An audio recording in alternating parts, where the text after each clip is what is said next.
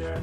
There are no people in the future. No people at all. There are no people in the future. Where did all my people go? There are no people in the future. Let me try my people call. Where are all my people?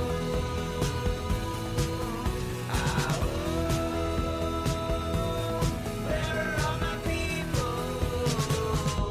I guess I'll fly away now. Hey, everybody, welcome. Yes, it is Monday, April 4th, 2022. Welcome to a special afternoon edition of Raging Chicken's Out to Coop Live. This is Kevin Mahoney, creator and founder of Raging Chicken. On Out to Coop Live, we talk to progressives, activists, and troublemakers of all sorts, right from our own backyards from across the country. You can also join us at the end of the week for our Friday Politics Roundup, where we break down the good, the bad, and the ugly in state and national politics. And you can check out our once or twice monthly The Wednesday Show with Cyril Michaleko. Cyril is a progressive columnist from the Bucks County Courier-Times, The Intelligencer, and the new editor-in-chief of the Bucks County Beacon. He joins me to drill down into Bucks County, Pennsylvania, and international politics. You can get all our shows by subscribing to our podcast on Podbean, iTunes, Spotify, wherever you get your podcasts. You can help support this show right now by becoming a patron for as little as $5 a month. Just head on over to patreon.com/rcpress. And you can also help out the show by heading over to our YouTube channel if you're not there already. Hit that subscribe button, like the stream for this show, and smash that notification bell so you know every time that we go live. You can also hop on our Discord server. Info on that is in today's show notes. And for more PA progressive talk, you hear me say it every week, tune into the Rick Smith Show's live stream every single night on his YouTube channel, Twitter, Facebook. Subscribe to his podcast, wherever you get your podcast. Head on over to thericksmithshow.com for the latest across all the platforms. You know it. You know the drill.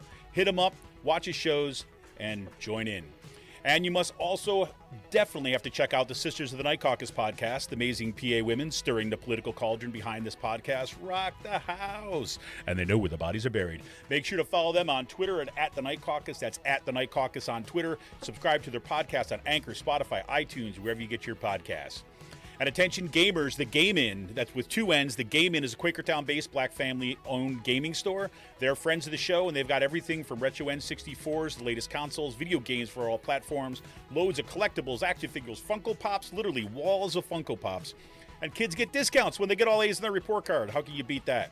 Check them out on their Facebook page. Follow them on Twitter at the Game Inn. If you got a question about a game, looking for something hard to get, shoot them a message and drop them an email at thegameinpa@gmail.com. And a special shout out goes to Jonathan Mann, who wrote our intro song, There Are No People in the Future. Check out all his great stuff on his YouTube page and follow him on Twitter at @SongADayMan. That's with two N's, @SongADayMan on Twitter. And show notes, later tonight, 7 p.m. Eastern, join me again to talk with David Becker. David will be talking about his recent article in Dissent magazine, Toxic Financing. And that piece, he looks into how outbreaks of COVID-19 in schools across the country expose the crisis of our schools' long-ignored infrastructure. But more than that, he shows how the way the United States finances school building improvements and maintenance only worsen the problem. Well, right now, you are here for one special reason, and I'm really excited for this show. Excited is probably not exactly the word I would use to talk about this, because it's I don't think either one of us would want to be here today. But I welcome Rick Smith to the show today. And listeners to Raging Chicken's podcast know that Rick is the founder and host of the Rick Smith Show. For those of you who don't know, the Rick Smith Show is by working people for working people. It's a place that serves up a heaping portion of democracy with a side of fairness, the grit of the Teamster, and no apologies, that's for sure. Where the facts are center, science is real, where everyone gets a seat at the table. And I think that you'll find today's show will only underscore Rick's commitment to building a strong, democratic, inclusive, and equitable union movement for and by working people. On his show last week, Rick blew the whistle about a history of allegations of sexist and abusive behavior by the newly appointed president of the PA AFL-CIO, Frank Snyder. As a result, there is now an investigation into the history of those allegations, and Rick is calling out, calling on the AFL-CIO president, the outgoing president, Rick Bloomingdale, to, quote, take responsibility for enabling the abusive behavior of the person who is placing him as the most powerful labor voice in Pennsylvania. He is also calling on Bloomingdale to release the women workers from their NDAs and to, quote, issue a statement allowing former employees to talk to the investigators and reporters about the abuses without fear of being sued for violating any NDA or confidentiality agreement. Well, Rick, I wish I could say that this was under better circumstances to have you on the show, but welcome to the show. Thanks, Kevin. I appreciate the time. Hey, you got it. Well, look, I think it's fair to say that I don't think that you ever wanted to be in this kind of this position. That you have been doing nothing but building a voice of the working class, labor radio, labor programming, in order to support the building and the strength of the union movement. So why don't you take us back to your decision last week to kind of go public with some of these things and take us through what that was like? I'll tell you, when I heard the news that Frank Snyder had been coronated president of the Pennsylvania AFL-CIO, I was shocked because I had been told repeatedly throughout the years that that was never going to happen. I was told by Rick Bloomingdale himself numerous times, as has numerous people across the movement. I've been told by other leaders that that was never going to happen. They knew his abuses, they knew his temperament, they knew how inept he has been over the years, how volatile he is. He doesn't have the temperament for the job. And they all assured me, never going to happen. And then when I saw it, I got to be honest, I sat for 2 hours without being able to move. And I've said for years that if he ever became the president of that institution, it would be my job to ensure that he was no longer that in that position, because that is the most powerful position in this state. He is the voice of the voiceless. He is the leader of the movement. And I don't know how you can have that person be someone with a history that I witnessed firsthand. I don't know how you can have someone who is as abusive, as narcissistic, as destructive as someone like Frank Snyder. And I was angry. I felt betrayed, and ultimately I moved to action. I said, I can't sit idly by. And fortunately, I'm my one little spark, my one little coming out and saying that this is unacceptable, that there's still time for the executive council and the delegates at the convention to do something. They have done something. They've begun an investigation into the allegations, and the women who have contacted me, and there have been a number, they are speaking to the investigators as we speak, and I'm glad that that's happened. Well, when I think about this obviously this is directly related to exactly what you said. Here's the leader of the labor movement, right? This is the one who's at the top of the pinnacle. And I have to say, this also affects every other union, right, whether they're affiliated with the AFL-CIO or not, who stands next to him when they're going to lobby, where they're kind of building a movement, where they're calling out for protests. It taints everyone in the labor movement. And this is why I think you rightfully said on your show and on Twitter that this is one of those moments. This is a which side are you on movement, where we need to make sure that these people at the top are being held accountable. Otherwise, who the hell are we to ask any worker to stand up to their bosses when the labor movement's willing to let these kind of abuses happen at the very top? That's kind of, I don't want to put any words in your mouth, but that's kind of where I come at this. And this is what gets absolutely infuriating for me, is that this is a time for everyone to stand up and be counted. And, here's the things, Kevin, and this is where I take no joy in this. I take no pleasure in it, and I take no credit for it. My wife gave me the, I'm so proud of you speech the other day, and I say there's none of that here. This is a failure on my part. This is a moment I'm not proud of, and I should be given no credit for this. I failed these women in the 6 years that I worked there, and I believe that in a small way I made it worse. And let me explain. Yeah, I was going to say, how so? I am a true believer. If you listen to my show, if you've ever heard my program, I believe in the power of collective action. I believe in the power of the labor movement to make people's lives better. That I believe wholeheartedly, viscerally in my soul, that being a union member gives you an opportunity to make lives better.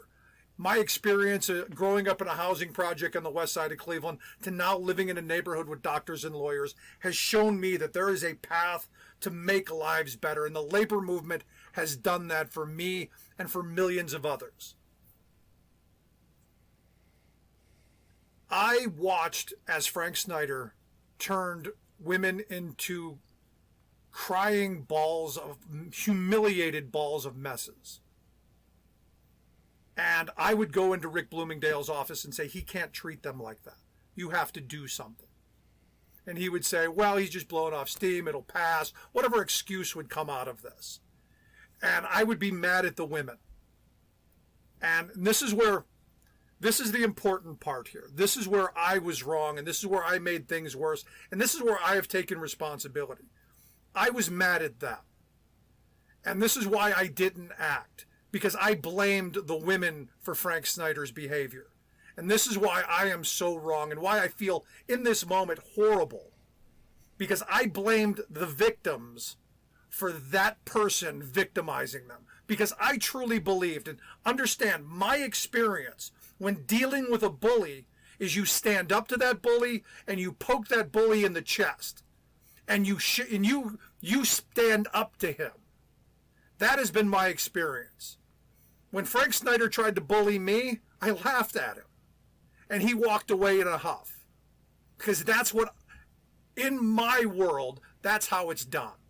Right. So when I looked at these women who cowered in the moment, who absorbed his abuse, who took the abuse and said and did nothing, I was angry at them for taking it. Because I said, you're a union member. You hold the same kind of union card that I have. And where my failure was, Kevin, is I believed that we were equals. I believed that that woman and I were the same, that we were brothers and sisters, that the union would fight for us the same. And I was wrong. And all during that time, as I'm angry at them, they're looking at me like, oh, silly man, you don't understand. You don't understand what can happen to us. You don't understand the retribution that will come if we file this grievance. You don't understand that the union won't fight as vigorously for us as they will for you. You don't understand how hard it will be for us to get another job in the labor movement or anywhere else. And I learned that after the fact. And this coming out and doing what I'm doing now is in a small way, my trying to make amends to those people that I made their lives a little bit worse. And while I stood and I tried to make the situation better, and look, in my heart of hearts at the moment, I thought I was doing the right thing. I truly, and look, the road to hell is paved with good intentions. Sure. And I recognize that. But in this moment, I cannot in good conscience not do everything in my power to ensure that that man who made so many people's lives so miserable, knowing that he was the number 2 guy there, be the number 1 guy with no constraints whatsoever. I can't imagine how horrible he will be unconstrained by anyone being above him. And that's why I'm doing what I'm doing. Well, man, look, I know that this is the kind of thing. I appreciate what you're saying, right? And I appreciate you saying that, taking the accountability where the accountability is. But I think that this is precisely the dynamic of that is, behind every workplace that works like this. And the fact is that, like you said, you trusted that the system would work, right? And had to learn the hard way, right, of the price that these women were paying. Right? Because, we've talked since, we know that would happen. We know what happens to women who come forward and do this. We know what happens with kind of like black workers who come forward and put the kind of grievances out, right? They get the different kind of treatment overall. Then they're barred from ever working in labor again, right? They're not considered for any kind of future job applications. And it is that kind of backroom boys network which keeps it in place. And I have to say, what you've described is no different than any other of the more abusive workplaces that we have seen that have been exposed to the Me Too movement and elsewhere. And to think that we've got to take care of our own house in labor seems to be necessary. And this is why I do look. Take accountability, yes, and I do think there's accountability for all of us of what we do now. And this is why I was so, like, I just thought it was so important to be able to talk to you today about this stuff and have this kind of, like, find the time to talk about this. Because from my perspective, I'm a member of a union. We're not affiliated with the AFL-CIO, but our union needs to be paying attention to this. I've watched as Frank Snyder has come in. He's been the invited guest and the privileged guest that's come into our legislative assemblies to talk about the future of the labor movement, right? So I feel that space of my own union is tainted. And I know this is true right across the board. And I think in the wake of what we've seen this past week with the incredible, like, Amazon unionization efforts, what we've seen at what's happened at Starbucks across the country, where workers are showing us a different path of building from the ground up, worker-centered power organization, right? This is the choice. The choice is, do you go back to the old boys network and cover this up while women and people of color and people that are kind of down below get mistreated in our own house? Or are we going to get behind those people and let them lead us into that future where workers are centered? And this is something you would have always said on your show. It's for and by working people. Not about working people by the leadership at the top. No, it is working people organizing to take power. And so, I see this, I look at this as thankful that this is out in the open right now so that we can all take part in this. And this is why I think, why I appreciate you saying, look, you put yourself at the center of this, right? You became the whistleblower that you never wanted to have to be, right? But now all of us have a choice about what we do. Anybody who's listening to this, anybody who's listening to this show, about, are you going to step up and which side are you on, right? And I know that's not what you came here to talk about, but I want a message to go out loud and clear from my perspective. No, look, this isn't about me. Look, I'm gonna suffer the consequences that I'm gonna suffer, and I probably deserve it to a point for not doing more at the moment that I should have. I should have been much more forceful at the moment, and I regret that. This is about those workers who were abused, that have suffered the trauma of the abuse, and now, in speaking with people who have to relive that, because he has now ascended to the number one position that everyone was told he would never ascend to. And look, I go back to what I said a moment ago. As bad as he was, as abusive as he was, I can't imagine, if he's allowed to take the reins as the leader of that institution, how bad that will be. Now, this is where I come back to this moment of the labor movement is supposed to be the place where we take on bullies. And we give the powerless power. We give the voiceless a voice, where we make lives better. This isn't where we protect the bullies. This isn't where we silence people with NDAs. And I call on Rick Bloomingdale to do the right thing for once. This has been 12 years too long of shielding and sheltering and condoning the kind of behavior that, sadly, I have allowed to go unnoticed for too long.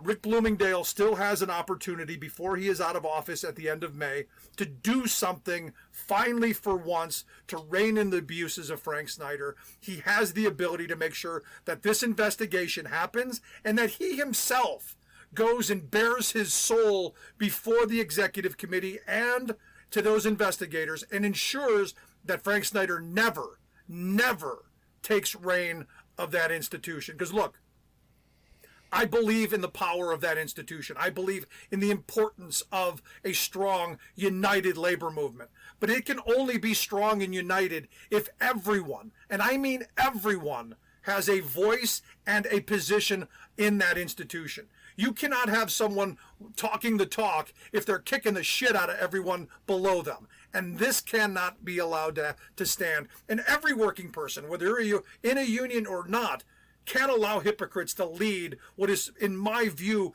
the purest opportunity for equality and a future in this country, and a way to balance the playing field, to give opportunity to the kids like me growing up in the projects, and the opportunity of a better life. And for me, that's where this fight is. That's where this fight really is about.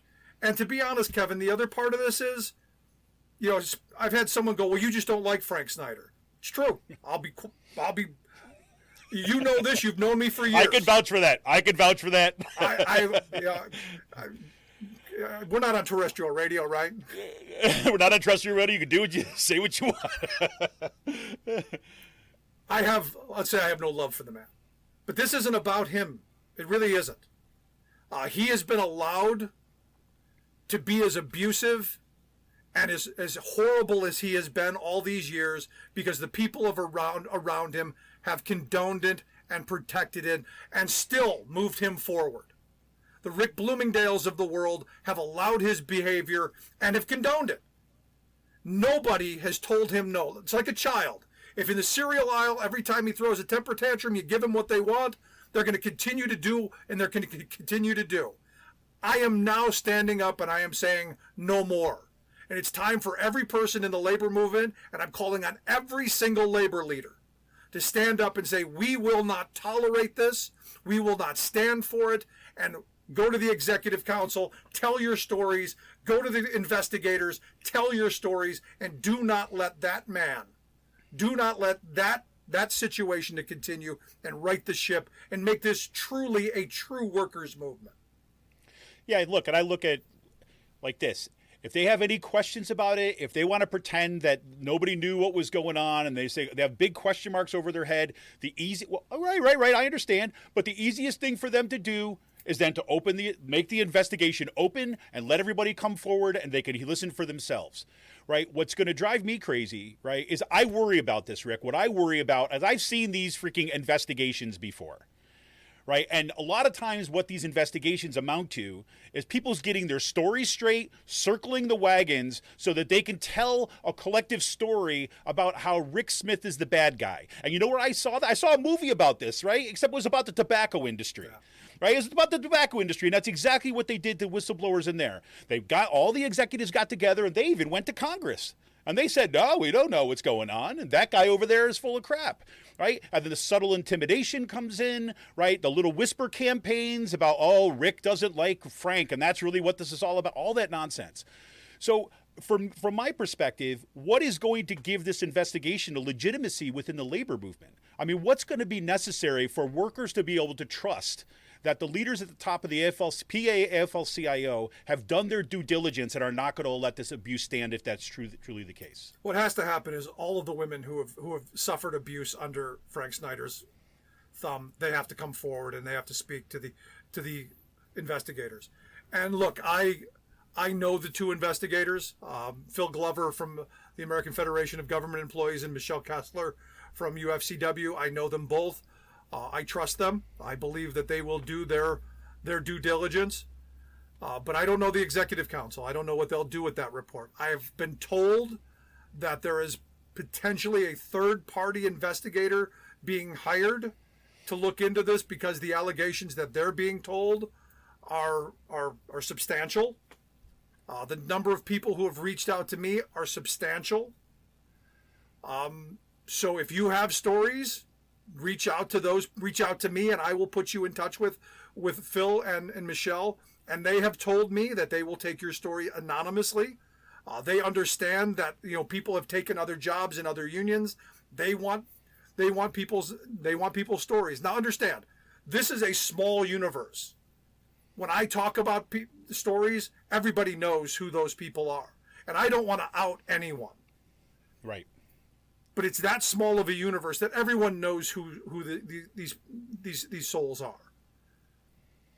Nobody wants to out them. Nobody wants to ruin their circumstances. But ultimately, in order for him to be held accountable, people have to step forward and speak out. And again, this is where I go back to my privilege. And I have been, and I now recognize as an old white guy who's been a union member my entire life, I now realize how fortunate I have been to have never worked in a non-union setting where I can't tell a boss who's yelling at me to shut up or to tone down or to walk away from them or to get me a representative. This is those moments where we should be talking about how do we empower women to think like Rick Smith, to stand up for themselves, and how do we make our union movement more equal so that everyone feels empowered like I do. Instead of me victimizing them, thinking they are empowered like I am, how do we get them to be empowered like I am? How do we make sure that they have the same rights and the same beliefs that I do. And that's my mission going forward. 100%. And I think Emily has a good word of advice too as well. Like she says, please, if any victim is going to come forward, get support from a local county victim support service agencies too as well. Reach out, get support networks around you too as well, to kind of ensure that folks can come forward. Absolutely. No, and look, if I can add to that, I had a bunch of friends, and this is, I never realized how fortunate and how lucky I am. I've had a bunch of people reach out to me, and you being one of them, and thank you, who've said, "Hey, you okay? How are things going?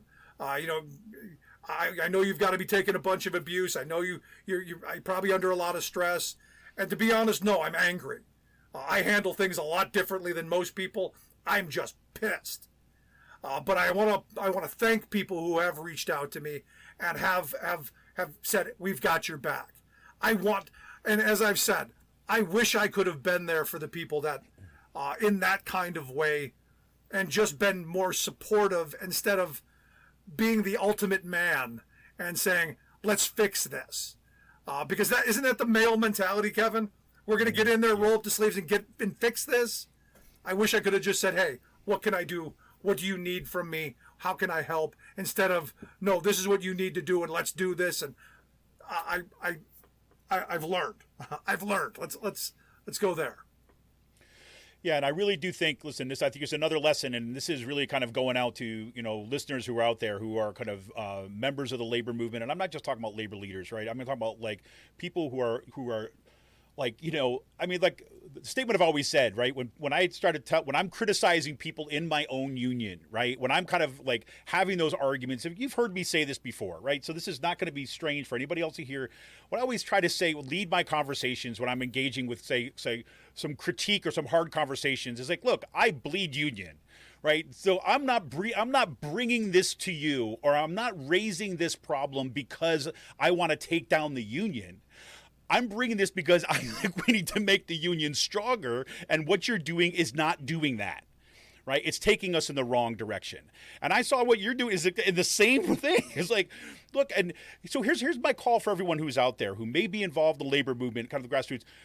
One thing that struck me is that when Rick came out and put this stuff, when his show was out there, when he was tweeting about this, when I was retweeting, so a few other people, things got kind of quiet in the whole social media sphere, right? And there's always limits to social media, right?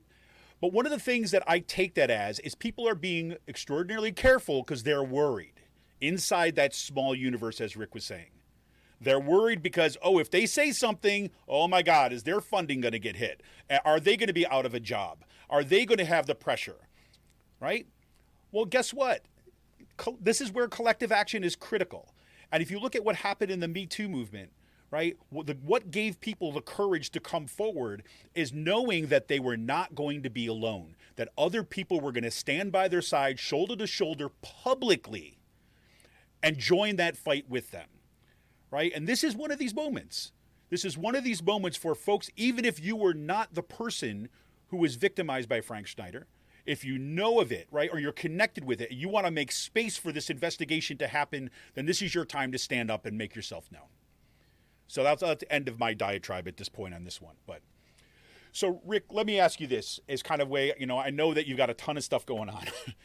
But if we're looking at, first of all, I've got two things left that I want to talk to you. One is that, is there anything else that you want to say, that you want to put on the table? And then I want to talk a little bit about what people should be doing and what people could expect moving forward. So is there anything else that you want to put on the table you want to say?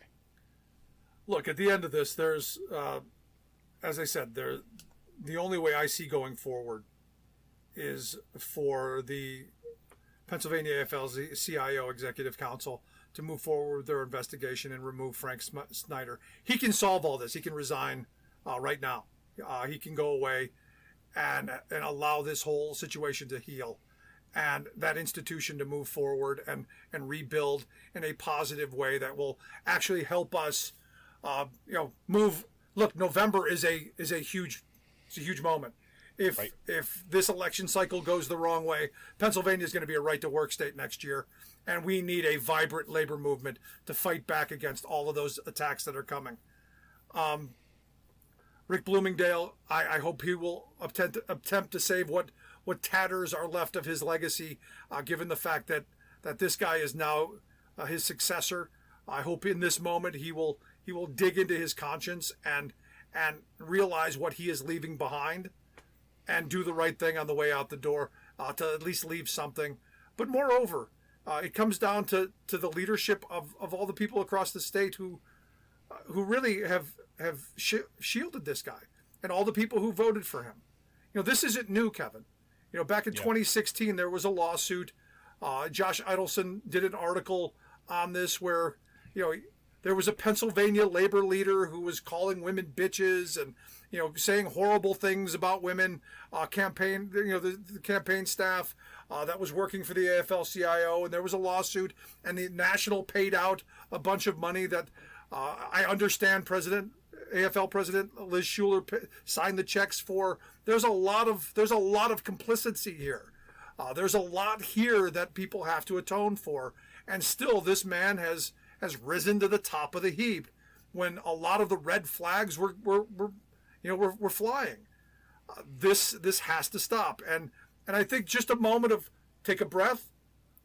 How do we, in good conscience, right the ship, and how do we look those women in the face and say we're sorry? Doesn't mean that there's gonna be lawsuits. It just means, hey, we're sorry. We're gonna do better. Now, I do know that there's an EEOC investigation going on right now over the allegations that we've been talking about. The woman has sent me her claim. I don't know her. I've read it, and I'll tell you right now, everything that she has written, I have seen. I don't know her. I've never seen her at work. I don't know when she worked. But if any of the people that I worked with would have put their name on it, I would have signed it, because that was the culture. That was what happened every day in that workplace. And I reiterate, it was the most hostile, toxic workplace that I've ever been a part of. And look, I can't imagine there being a non-union workplace any worse. And this is one of those moments where we're supposed to be better. We're supposed to be better than that. And when we have someone who's out there walking the walk and then kicking the shit out of the people on the bottom, we can't have that. And one last thing. Yeah. One of the images that popped into my head, and I hope that there are the women out there listening, especially if you're part of a women's group. One of the things that sticks in my mind is every group has awards dinners and has, those moments where they give labor leaders, awards and have them come and speak. I got to tell you, I can't imagine having this man stand before a women's group and you give him an award about him being a great humanitarian and a great fighter for women's rights and equality. If he makes it through this, please don't give this motherfucker an award for anything. Don't degrade your institution for that. That's my ask. 100%. Well, listen, I'll also got to say, so Rick, my understanding now, this is Frank Snyder is set to take over. Is it June 1st is when his office technically? So you've got a short window of time here. Yes. To ask the executive committee to do the right thing. If you are a member of a union that's affiliated with the PA AFL-CIO, right, get together with your coworkers and say that you want to see the investigation move forward, that you want to kind of make sure that Rick Bloomingdale issues that kind of call, basically says those women who may have, NDAs or non-disclosure agreements, that kind of confidentiality agreements, they should be feeling it's okay to come forward to tell their story for the good of the institution, right? That is on him. That is on the executive committee of the PA AFL-CIO, and that is on all of us to do our part in kind of putting pressure on our leaders to do the right thing. Right, and I would add to that, and I'm not a lawyer, but I would argue that the non-disclosure agreements are the PA AFL-CIO centric. I would argue that they don't apply when talking to the PA AFL-CIO, of which the investigators are part of. I would argue that that talking to somebody else, a reporter or me, that would probably be enforceable. But speaking to the Pennsylvania AFL-CIO about treatment at the Pennsylvania AFL-CIO, I don't believe the NDA would be enforceable. So please, by all means, talk to those investigators. Call Phil and Michelle, and if you need their numbers, contact me. Twitter, email at rick at the ricksmithshow.com, at Rick Smith Show on Twitter, Facebook, I'm there. Get Kevin to get in touch with me. However you have to do that, I will put you in touch with them. They will talk to you anonymously. I will never share your name. That will not happen. Kevin, I know, won't. This is not about that. This is about getting people's stories. If you are a member of a union that's affiliated, hound them, pressure them to make that report public. Make sure that they push that report. Because while I know Phil and Michelle will do the best report possible, I can't guarantee that the executive council is going to move on it. Which is why I am out here talking with reporters every day and pushing to make sure that this does not go away, that report becomes public, and that we are able to see what they come up with, and that it jives with the stories that I'm being told. 100%. Well, Rick, look, man, I'm there with you, right? With a lot of other people that are going to stand by your side and to fight with you alongside this. I appreciate you being willing to take the time out of your day to come on here and to kind of tell the story, talk about what's going on, and helping kind of keep on pushing this ball forward. I want to remind everybody, definitely go to ricksmithshow.com for the latest across all his platforms. Tune into his show. I will put links to all of ways to get in touch with Rick in today's show notes. So if you want to get in touch with him, you've got a story that you want to tell, you can also call into his shows where you can tell some of your stories. All that information will be in today's show notes. I feel for your brother. I'm there with you, and I really appreciate you taking time out on the show for today. Thanks, Kevin. I appreciate it. All right, you got it. So this is Kevin Mahoney, editor and founder of Raging Chicken. I want to remind you we're going to be back again at 7 p.m. tonight with David Becker. We're going to be talking about toxic financing in our public schools. And remember, just another reminder that you have all the info on how to get in touch with Rick in today's show notes. This is Kevin Mahoney, editor and founder of Raging Chicken. We're going to be out of here. We'll see you in just a few short hours. All right, everybody, stand up, get together. See ya!